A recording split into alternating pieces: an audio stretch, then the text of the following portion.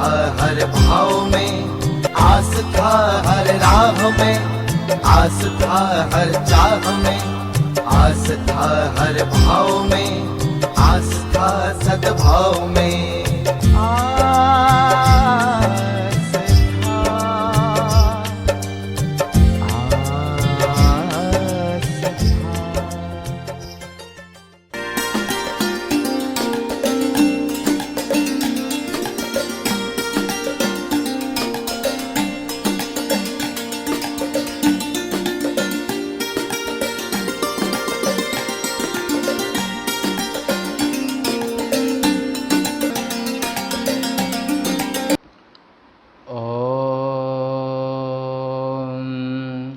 नारायणं नमस्कृत्य नरो चैव नरोत्तमं देवीं सरस्वतीं व्यासं ततो जयमुदीरयेत्। श्री महाकाल महाराज की जय। आज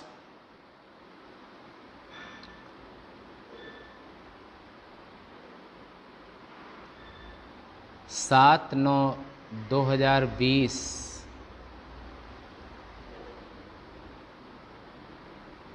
प्रातः काल में शिव महापुराण के अंतर्गत आप सृष्टि खंड तो पूरा हुआ रुद्र संहिता का, और रुद्र संहिता के सृष्टि खंड के बाद में अभी चल रहा है सती खंड।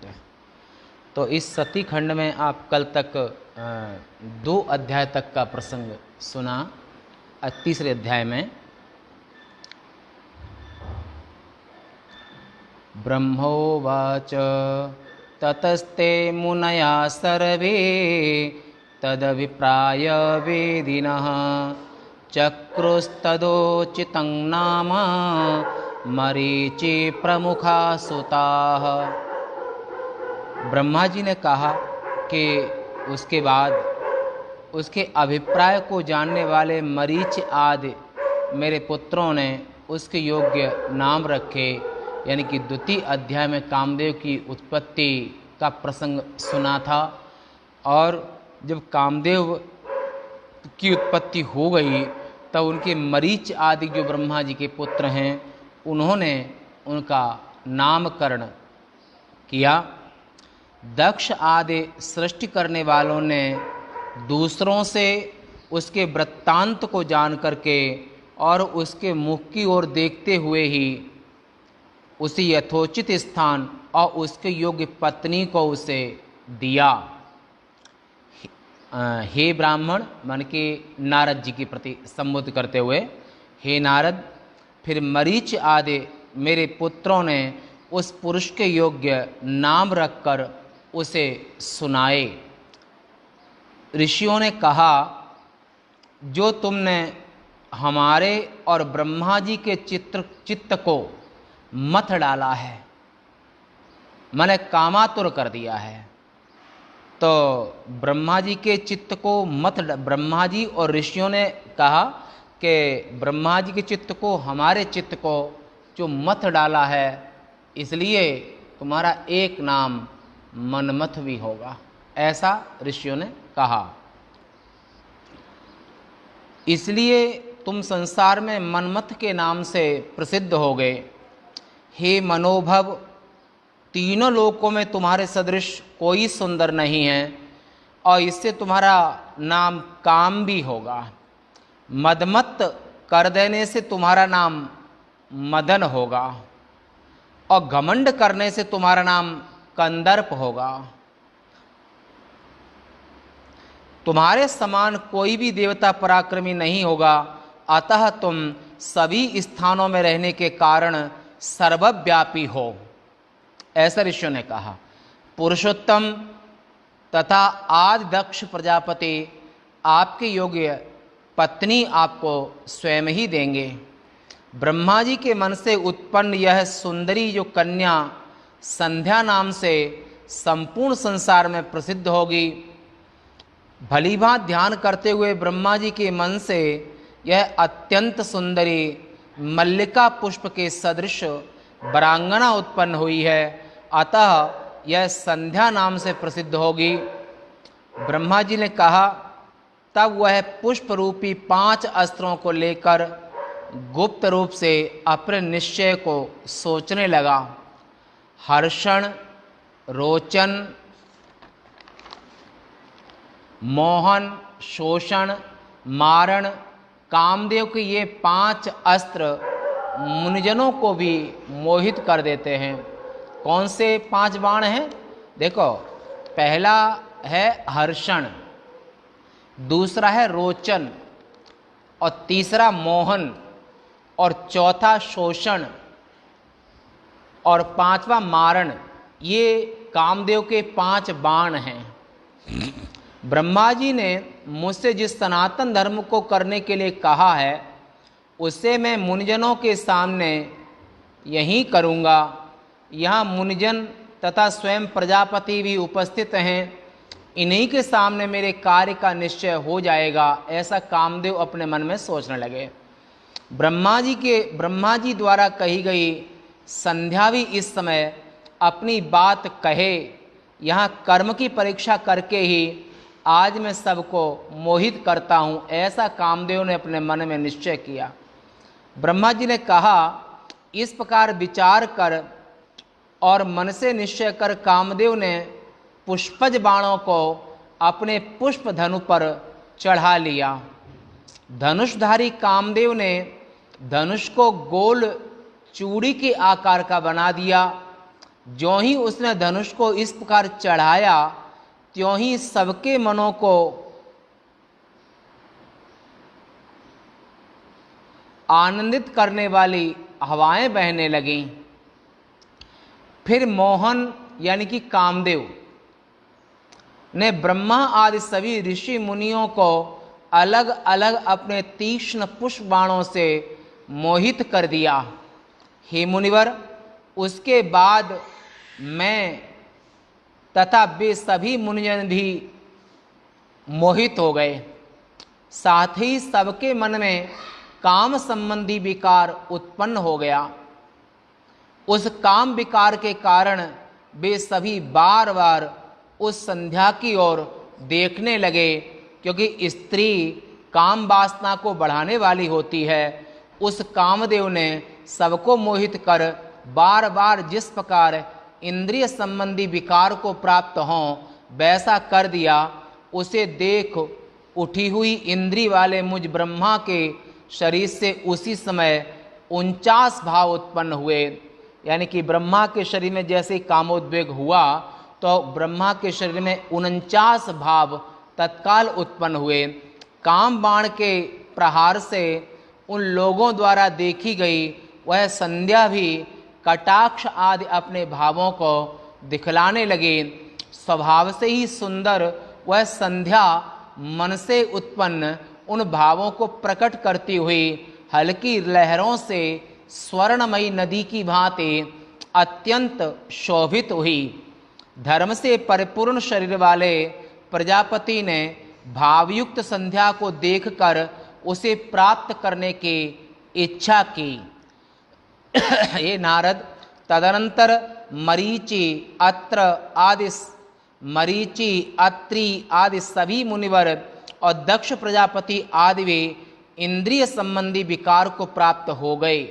मरीचि आदि ऋषियों, मुझे तथा संध्या, इन सब को काम विकार से युक्त देखकर कामदेव ने अपने कार्य में विश्वास कर लिया। ब्रह्मा जी ने मेरे लिए जो कार्य निश्चित किया था, मैं भी उसे पूर्ण रूप से करने में समर्थ हूँ। इस प्रकार पिता तथा भाइयों की पाप गति को देखकर धर्म ने धर्म रक्षक महादेव शिव का स्मरण किया। वह ब्रह्मा का पुत्र मन से धर्म का स्मरण करता हुआ अनेक प्रकार की स्तुतियों से धर्म पालक शिवजी की स्तुति करने लगा। धर्म ने कहा, हे देव देव महादेव धर्मपाल, आपको नमस्कार है। हे शिवजी, आप ही सृष्टि स्थिति पालन को करने वाले हैं। हे प्रभो, आप ही सृष्टि काल में ब्रह्मा, पालन काल में विष्णु और प्रलय में शिवजी का रूप धारण करते हैं। आप सत्व, रजस, तमस इन 3 गुणों से रहित हैं। शिवजी आप ही तीनों गुणों से रहित, प्रकृति से परे, निर्गुण, निर्विकारी, अनेक लीलाओं को करने वाले तुरीय तत्व हैं। हे महादेव, मुझे इस पाप से बचाइए। मेरे पिता तथा मेरे भाई ये सब पाप बुद्धि हैं। ब्रह्मा जी ने कहा, जब धर्म ने इस प्रकार परमात्मा शिवजी की स्तुति की तब धर्म की रक्षा करने के लिए वहाँ स्वयं ब्रह्मा जी आ गए। शिवजी मुझे आकाश से आता हुआ देखकर मेरे तथा दक्ष आदि के प्रति मन ही मन बहुत हंसे और उन सबको धन्यवाद देते हुए बार बार हंसकर, हे मुनिवर, हम सबको लज्जित करते हुए शिवजी इस तरह से कहने लगे, हे ब्रह्मा जी उसे देखकर आपके मन में काम भाव कैसे जग पड़ा। ये शिवजी ने ब्रह्मा जी से प्रश्न किया, हे ब्रह्मा जी, इस संध्या को देखकर तुम्हारे मन में कैसे काम भाव उत्पन्न हो गया। वेद को जानने वालों के लिए कन्या को देखकर कामाकुल होना उचित नहीं है। जैसे माता, बहन, भाई की स्त्री, अपनी कन्या, इन्हें कभी भी कुदृष्टि से नहीं देखना चाहिए। ऐसा शिवजी ने ब्रह्मा जी को कहा। इस वेद मार्ग का निर्णय तुम्हारे सामने उपस्थित है। हे ब्रह्मा जी, काम भाव के उदय होते ही तुमने उसे कैसे भुला दिया। हे ब्रह्मा जी, आपके मन में धैर्य की उत्पत्ति क्यों नहीं हुई, जिससे आप इस क्षुद्र काम के वश में होकर रमण करने के लिए उत्सुक हो गए। सदैव सूर्य का दर्शन करने वाले दक्ष, मरीचि आदि योगियों के मन में भी कैसे स्त्री में आसक्ति हो गई। किस प्रकार देश काल को न जानने वाले मंद बुद्धि, मंदात्मा कामदेव ने अपनी प्रबलता से बाणों द्वारा उन्हें विकार युक्त कर दिया। उसे तथा उसके शस्त्र ज्ञान को धिक्कार है, जिसके मन को स्त्री हर लेती है और धैर्य से हटाकर उसके मन को चंचलता में डुबा देती है। ब्रह्मा जी ने कहा, इस प्रकार तीनों लोकों के स्वामी शिवजी के उस वचन को सुनकर दूनी लज्जा को प्राप्त होकर मेरा शरीर पसीने से गीला हो गया। उसके बाद काम रूपिणी संध्या को चाहते हुए भी मैंने शिवजी के भय से उसे छोड़ दिया। ऐसा ब्रह्मा जी ने कहा। उस समय मेरे शरीर से जो पसीने की बूंदें छूटें, उनसे ही विप्रवर, अग्निश्वाता आदि पितृगण उत्पन्न हुए। अंजन के सदृश श्याम वर्ण वाले, खिले हुए कमल के सदृश नेत्रों वाले, साधु स्वभाव वाले, पुण्य रूपी संसार से विमुख, हे मुनिवर, 64,000 अग्निश्वाता पितर और 86,000 बरहिष्पद पितर उत्पन्न हो गए। 64,000 अग्निश्वाता पितर उत्पन्न हुए और 86,000 बरहिष्पद, ये 2 तरह के पितर उत्पन्न हुए ब्रह्मा जी के पसीने से। दक्ष प्रजापति के शरीर से जो पसीना निकला, उससे संपूर्ण गुणों से युक्त एक सुंदरी स्त्री उत्पन्न हुई। दुबली, पतली, कृशोदरी, हल्की रोम वाली, कोमल शरीर अवयवों वाली, सुंदर दांतों वाली, सोने के सदृश कांति वाली, सभी सुंदर अवयवों वाली, पूर्ण चंद्र के सदृश एक स्त्री उत्पन्न हुई, जो मुनियों के मन को मोहित कर देती थी। उसका नाम रति था। ये ब्रह्मा जी के पसीने से उत्पन्न हुई जो स्त्री, इसका नाम रति रखा। जिन्होंने अपनी इंद्रियों के व्यापारों को रोक लिया है, ऐसे मरीच आदि 6 ऋषियों में से वशिष्ठ तथा क्रतु को छोड़ करके, ये 6 ऋषि थे, उनमें वशिष्ठ और मरीचि दो को छोड़ करके क्रतु ने आगे पुलस्त्य और अंग्रस आदि 6 ऋषियों का बीज भूमि पर गिरा दिया। हे मुनिवर, उनके वीर्यों से दूसरे पितृगण पैदा हुए।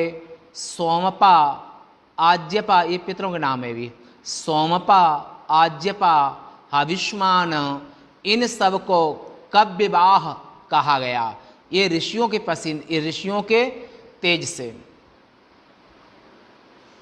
क्रतु के सोमपा, वशिष्ठ के सुकाली, पुलस्त्य के आज्यपा और अंगिरा के हविष्मान नामक पुत्र उत्पन्न हुए।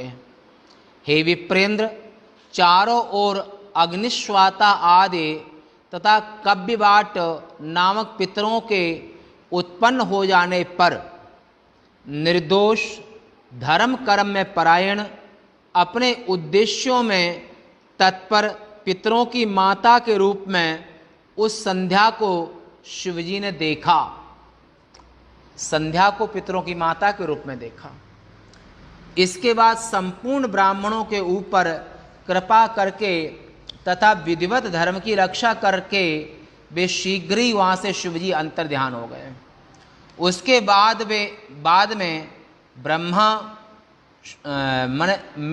ब्रह्मा उसके बाद ब्रह्मा शंकर के वचनों से लज्जित होकर भौएं टेढ़ी कर कामदेव पर क्रोधित हुआ और उस कामदेव ने भी मेरे मुख को ओर देखकर मेरे अभिप्राय को समझकर हे मुनिवर, शिवजी से डरकर शीघ्र ही बाण चलाना रोक दिया कामदेव ने। हे मुनिवर, फिर कमल से उत्पन्न अति बलवान मैं क्रोधाग्नि से उस प्रकार जलने लगा जैसे दूसरों को जलाने की इच्छुक आग जलती है। यह कामदेव अपने घमंड से मोहित होकर महादेव पर अपने बल का प्रयोग कर उनकी नेत्राग्नि से भस्म हो जाएगा। हे विप्रवर, क्षमा करने के अयोग्य इस बात को ब्रह्मा ने जितेंद्रिय मुनियों तथा पितृ समूह के सामने कहा। माने ब्रह्मा जी ने उस कामदेव को शाप दे दिया कि, और शाप ये दिया कि तुम महादेव की क्रोध अग्नि से जल के राख हो जाओगे। इस प्रकार का दारुण शाप को सुनकर कामदेव बाण चलाना छोड़कर वहीं प्रकट हो गया। हे मुनिवर, उसने घमंड रहित होकर दक्ष आदि मेरे पुत्रों, पितरों तथा संध्या के सामने मुझ ब्रह्मा से कहा। कामदेव ने कहा, हे ब्रह्मा जी, हे लोकेश, न्याय मार्ग पर चलने वाले निरपराधी, मुझे आपने इतना कठोर शाप क्यों दिया? आपने जो मेरा कार्य मुझे बतलाया था उसके अतिरिक्त मैंने और कुछ नहीं किया, फिर मुझे शाप देना उचित नहीं था। आपने जो यह कहा था कि मैं विष्णु तथा शिव से सभी तुम्हारे बाण से प्रभावित हो जाएंगे, उसी की परीक्षा मैंने भी ली। हे देव,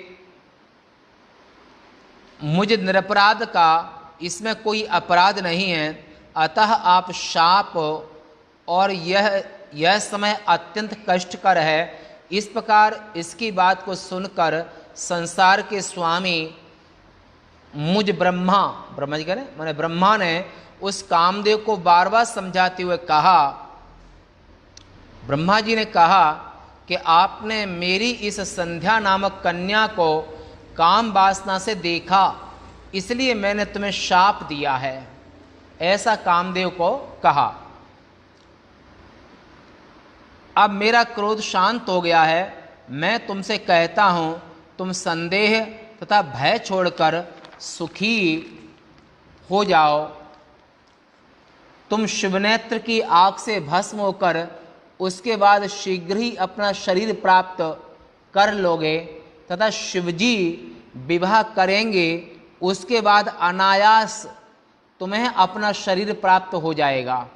तीनों लोकों का पितामह मैं कामदेव से ऐसा कहकर उस मानस मुनिवरों के देखते ही अंतर्ध्यान हो गया। इस प्रकार मेरे वचनों को सुनकर कामदेव तथा मेरे मन से उत्पन्न वे ऋषि सुखी होकर अपने घर चले गए। ये यहाँ पर तृतीय अध्याय का ये प्रयास हमारा ऐसा है कि शिव महापुराण का एक भी श्लोक का भाव छूटे नहीं। इसलिए यहाँ पर प्रत्येक श्लोक का कभी संस्कृत नहीं होता और तो संस्कृत ना करके तो हिंदी में भी उसकी व्याख्या करने का, उसको कथन करने का प्रयास करते हैं, क्योंकि काफ़ी लंबा समय है, 464 दिन बहुत होते हैं। तो प्रयास ये करते हैं कि हर रोज़ एक अध्याय का प्रसंग हो, इसलिए यहाँ पर और प्रयास भी रहता है कि शिव महापुराण का एक एक मंत्र वेदव्यास प्रणीत है और महत्वपूर्ण है। आज यहीं तक। पूर्णमदः पूर्णमिदं पूर्णात् पूर्णमुदच्यते पूर्णस्य पूर्णमादाय पूर्णमेवावशिष्यते। ओम शांति शांति शांति। शंकरं शंकराचार्यं केशवं बादरायणं सूत्रभाष्यकृतौ वन्दे भगवन्तौ पुनः पुनः। ईश्वरो गुरुरात्मेति मूर्तिभेदविभागिने व्योमवद्व्याप्तदेहाय दक्षिणामूर्तये नमः। ओम शांति शांति।